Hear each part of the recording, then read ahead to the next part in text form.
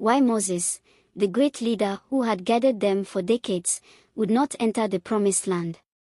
The journey of the Israelites had been long and filled with miracles, the Red Sea parting, manna falling from heaven, and water flowing from a rock. Moses had been the chosen leader through it all, a man who spoke to God face to face. But even the greatest leader could falter. The story began at a place called Meribah. The Israelites were once again grumbling, this time about water. Their voices rose like a storm, accusing Moses and Aaron of leading them to die of thirst in the wilderness. "We need water," they shouted. "Why did you bring us here to perish?" Moses, weary of their complaints, turned to God. As always, God had a plan. "Take your staff, gather the people, and speak to the rock. Water will flow, and the people will drink." Moses and Aaron gathered the people before the rock, their faces set with resolve. Moses raised his staff high, but instead of speaking to the rock as God commanded, frustration bubbled over. "Listen, you rebels!"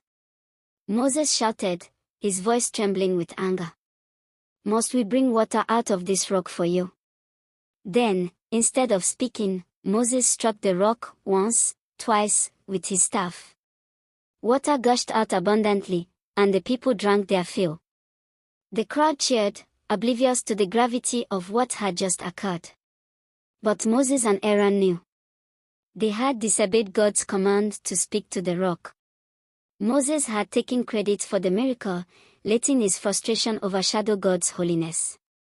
Later, God spoke to Moses and Aaron. His voice was firm but filled with sorrow. "Because you did not trust me enough to honor me as holy in the sight of the Israelites, you will not bring this community into the land I am giving them." Moses' heart sank. He had longed to see the promised land, to lead his people to the fulfillment of God's promise. But now, because of his disobedience, he would only see it from afar.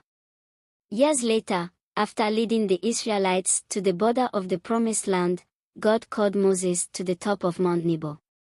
From there, he showed him the land stretched out like a vast, beautiful tapestry, the land flowing with milk and honey, promised to Abraham, Isaac, and Jacob.